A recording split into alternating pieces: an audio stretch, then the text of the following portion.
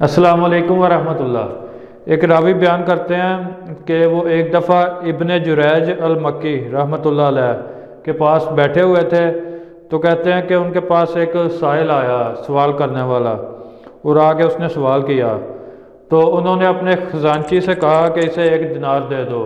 जो उनका पैसे संभालता था, ख़जानची था, तो उसको कहा एक दिनार इसको दे दो। तो वो कहता है कि मेरे पास तो सिर्फ एक ही दिनार है, और अगर वो दिनार मैंने इसको दे दिया तो फिर आपके घर वाले भूखे रहेंगे। वो अपने मालिक को कहता है, जो उनका खजांची था। तो वो कहते हैं और गुस्से में आ जाते हैं और कहते हैं कि तुम वो दिनार इसको दे दो। तो वो रावी बयान करते हैं कि हम उनके पास ही अभी बैठे हुए थे कि उनके पास एक खत आया और एक थैली भी आई।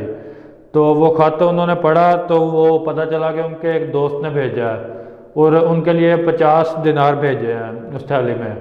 तो वो जब थैली खोल के उन्होंने पैसे वो गिने तो वो 50 की बजाय 51 दिनार थे। तो फिर उन्होंने अपने खजांची से कहा कि ये देखो कि तूने एक दिनार दिया था, अल्लाह ताला ने वो तेरा दिनार भी वापस कर दिया और इसके अलावा 50 ज़ायद भी अता कर दिए हैं। तो ये उनका यकीन था इस चीज़ पे कि हमने वो दिया है तो अल्लाह ताला ने उसके बदले में ये भेज दिए हैं।